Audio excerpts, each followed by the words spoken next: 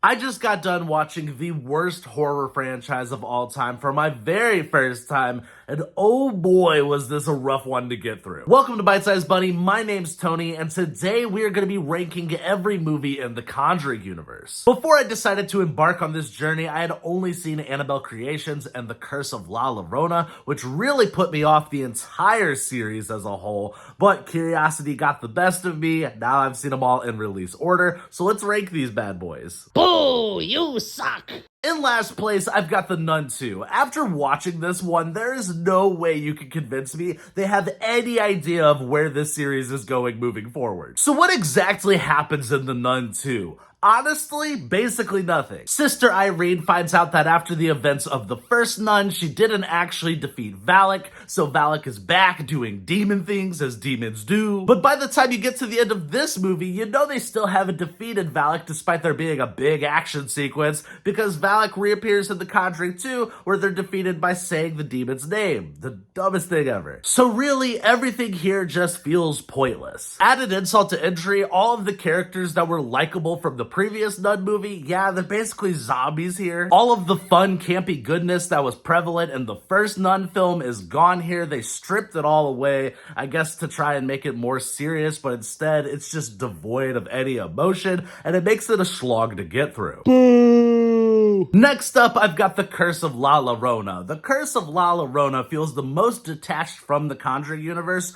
but suffers from all of the same issues these movies have. And somehow it still ended up being one of the worst ones. You'd think with a film that's so desperate on setting itself apart from all of the other entries in this series that they would take that opportunity to do something cool and unique, but I guess outside of the baseline concept of The Curse of La Llorona, they just decided anything else was too much effort. The characters in this one are easily the dumbest characters yet in this series. It feels like every single decision they make is to ensure that they don't survive. But in classic Conjuring fashion, there's no need to worry because almost all of the characters are going to be fine by the end of the film. They might perish off screen in a later entry, but as of right now, they're a-okay. I really hope I don't ever find myself in a position where I'm watching this film again.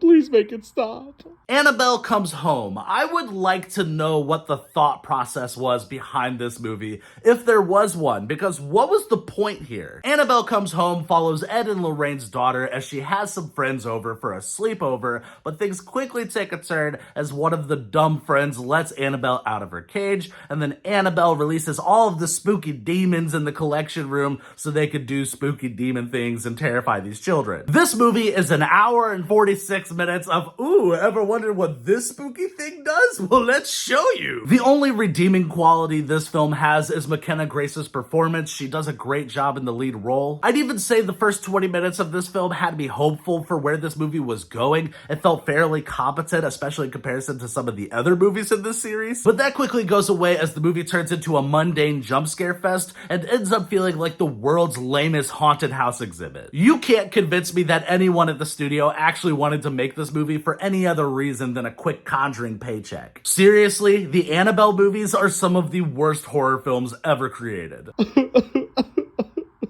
Next up on the chopping block, we've got Annabelle Creations. And look, I'm more than comfortable with saying Annabelle is the worst part of this entire universe. All these movies manage to do is make this stupid doll less and less interesting the more they explain it away. Despite the team's efforts to make a competent horror film, I just can't get into this side of the universe whatsoever. There's some solid sequences, the child actors do a good job in their roles, but the lore and story is a total snooze fest. I don't know who this movie's for.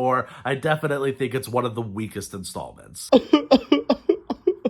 After that, we are rounding out the Annabelle trilogy with the first Annabelle movie. And this is everything I hate about prequels perfectly wrapped up into one package. This story has one goal, and that is to explain away the mystery of the Annabelle doll. Does that explanation and backstory add anything to The Conjuring? No, not at all. But hey, we took this mysterious doll and stripped it away of anything that made it remotely creepy. It's a classic case that we see in the horror genre all the time of, hey, we don't need to know everything. Sometimes the mystery and what we come up with in our heads is going to be way better than the actual answer you have. Throughout the entire runtime, it feels like they're just meandering to try and waste as much time as possible to get this movie to feature length. There is not an interesting character in the bunch. They are all dull and lifeless. The performances feel like they're straight out of a Hallmark movie, which definitely makes for a weird experience seeing as this is a horror movie. But simultaneously, this is the least scary horror film I've seen in a long time. It relies on an obnoxious amount of jump scares, which are almost laughable at times. Really, the only time I was scared while watching Annabelle was when I clicked the remote to see how much longer was left. Ooh. Next up, we've got The Nun. This movie is so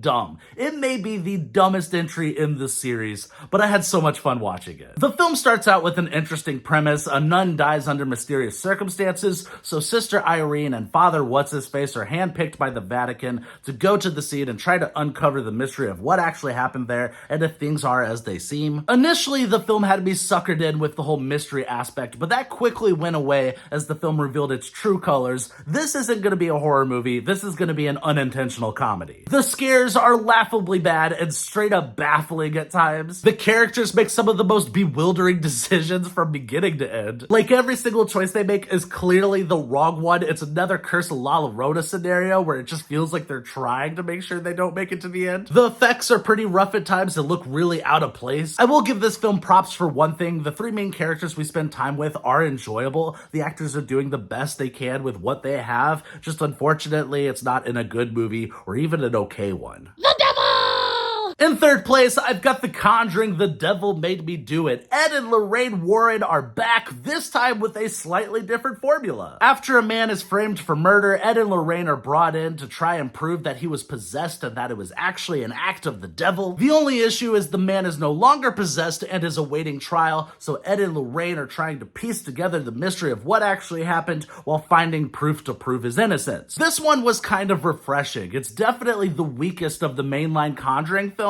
but after watching 7 of these across the course of 3 days and seeing the same story beats recycled over and over and over again, I was just relieved to finally get something different, even if it's still not very good. I do think the Ed and Lorraine characters have gotten progressively better as the series has gone on. The side characters here, though, are pretty bland. This one also has a totally lame plot twist entering its final act that made me let out a defeated sigh because I knew I had at least another half hour to go with this. It's better than all of the spinoffs that have come before it, but that's not really saying much. Conjuring! In second place, I've got the first Conjuring. The best thing about this movie is the location and the camera work. The house itself has so much personality that it almost feels like a character on its own. It's so eerie and unsettling. It's one of those places you look at and instantly go, nope, I'm not going in there. There is some really good tension building here. I just wish it didn't feel like it needed a cheap jump scare anytime it tried to do something spooky. I don't know if this is a hot take, but I didn't really like Ed and Lorraine in this film. I think Patrick Wilson and Vera Farmiga deliver really good performances,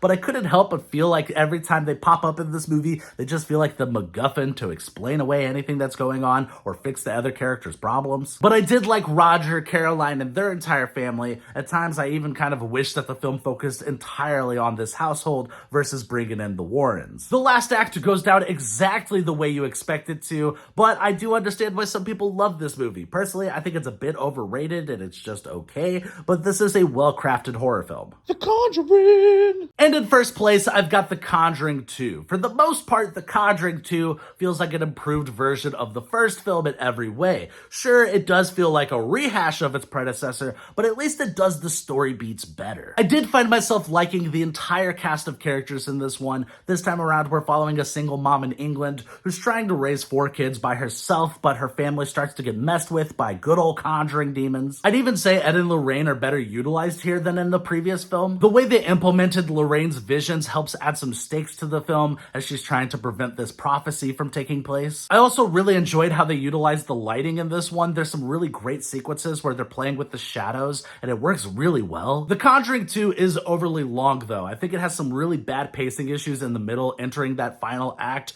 I don't think this movie needed to be over 2 hours. They could have easily trimmed off a half half hour, and it probably would have benefited from it. And there is my ranking for every movie in the Conjuring universe. Thank you guys for watching. I hope you enjoyed this video. Like, subscribe, and all that YouTube stuff. And how would you personally rank these movies? I would love to know your thoughts.